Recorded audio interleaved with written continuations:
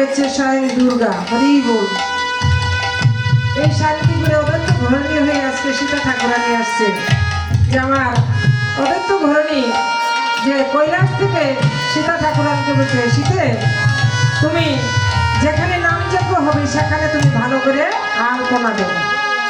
আমার ওদের তো ঘরণী হয়ে ওদের তো মহাপ্রভু আজকে সীতা ঠাকুরানীকে বলছে যে হ্যাঁ শীতে আমি আজকে একটা ভালো স্বপ্ন দেখছি। মানুষ ঘুমাইলে তো কত স্বপ্ন দেখবো মা, সব স্বপ্ন কি সত্য হয়? আবার কোনো স্বপ্ন সত্য হয়ে যায়। আমার ওদের তো মহাপ্রভু বলতেছে যে শীতে আমি আজকে একটা ভালো স্বপ্ন দেখছি, যে কি আমি যদি স্বপ্নটা তুমি ভালোভাবে শুনো তবে আমি বলবো। বলো তুমি স্বপ্ন দেখছো? ভালো স্বপ্ন কিন্তু ভালো কাছে মানুষের কাছে কইতেও ভালো লাগে, ভালো লাগে না? খারাপ স্বপ্ন দেখলে কইতে ভালো লাগবে? আমার ওদের তো মহাপ্রভু দেখছে আমার শিবার সঙ্গে আমার পঞ্চমুক্ত মহাপ্রভু আমার রাধা মাধবকে নিয়ে এখানে শিবার সঙ্গে এসে নাম যজ্ঞ আজকে সকলের মধ্যে বিরাজমান। এই নবদ্বীপ থেকে আজকে শিবার সঙ্গে উপস্থিত হয়েছেন। তাহলে বলছেন যে আজকে স্বপ্নটা সবাই আমরা শুনি। সুস্বপ্ন দেখেছি সীতা আজও নেশি যুগে,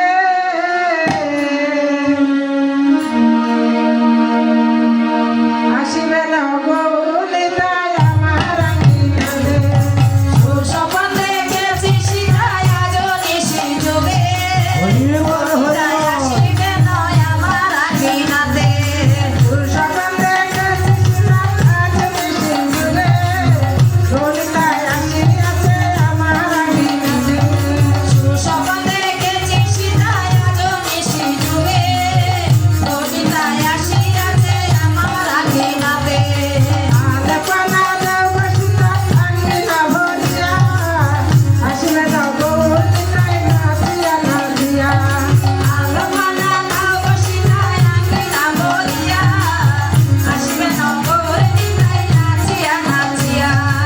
আলপনা দাও গো সীতা আঙ্গিনা ভরিয়া, আসিবে না গৌলিতায় নাচিয়া নাচিয়া। আলপনা দাও গো সীতা আঙ্গিনা ভরিয়া, আসিবে না গৌরিতায় নাচিয়া নাচিয়া। আইরে জীবের ভাগ্য ভালো, আইরে জীবের ভাগ্য ভালো, আইরে জীবের ভাগ্য ভালো, আইরে জীবের ভাগ্য ভালো, সাধনের তিথি এলো, আইরে জীবের ভাগ্য ভালো, সাধনের তিথি এলো, আইরে জীবের ভাগ্য ভালো, সাধনের তিথি এলো, আইরে জীবের ভাগ্য ভালো। সাধনের তিথি এলো, আইরে জীবের ভাগ্য ভালো।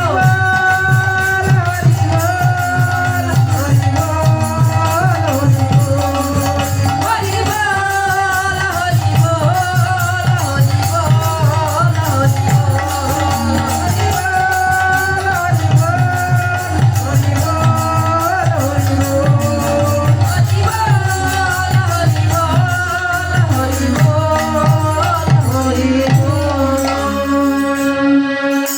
সোনা ঠাকুর আরে সীতা বৈষ্ণবয়ানি আহা। সোনা ঠাকুরানী সীতা বৈষ্ণবয়ানি আহতা। আমন্ত্রণ করে গাজনে,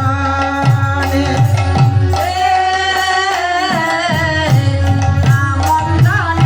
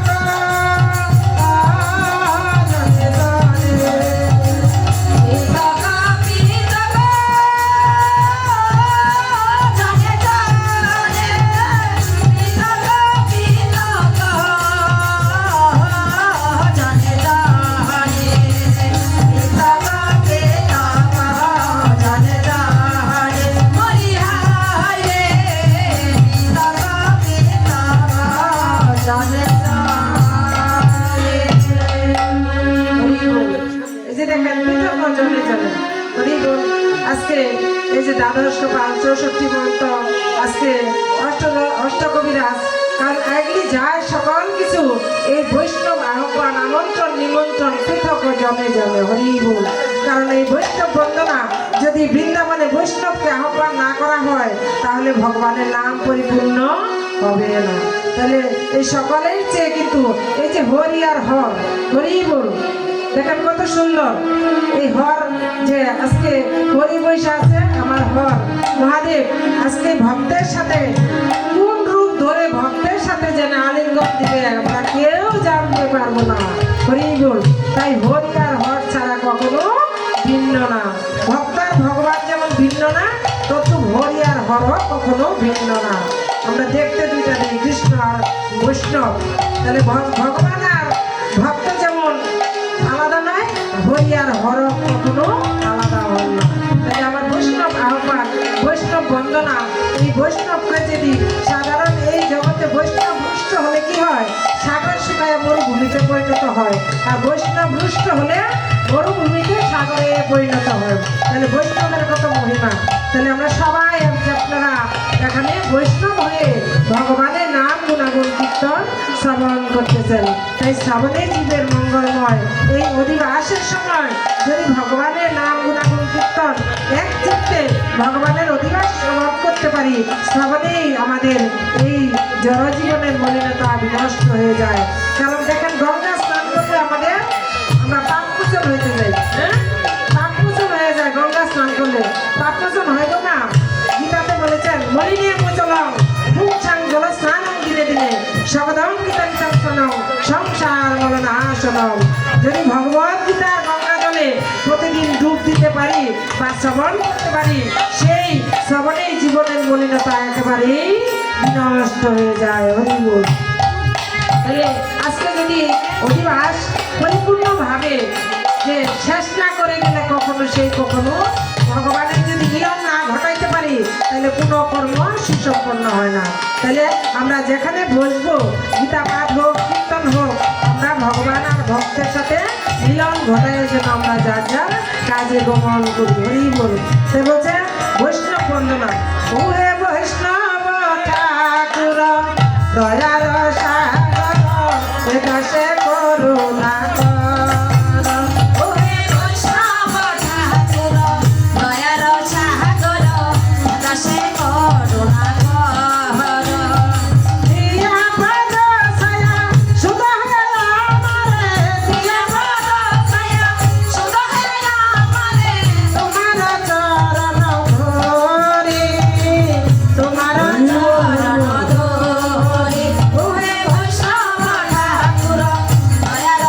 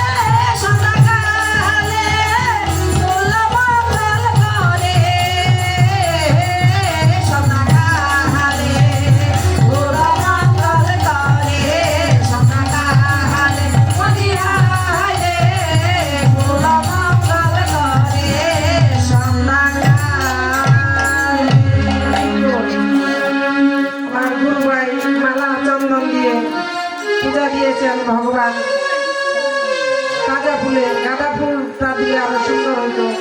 আমার অধিবাসে কিন্তু সুন্দর গাঁদা ফুল লাগে, বিষের গাছের ফুল ভালো হয়েছে। যে মালা চন্দনে আমার ভগবানকে সুসজ্জিত দেখা যায়, ভগবানকে মালা চন্দনেই পরিতুষ্ট হয়ে যায়। আমার গুরুদেব পূজা দিয়েছেন, তাই বলছে আমার মালা চন্দনে সুশোভিত হয়েছেন আমার ভগবান রাধা কৃষ্ণ। ওই যে চন্দনে চরিত দেখিতে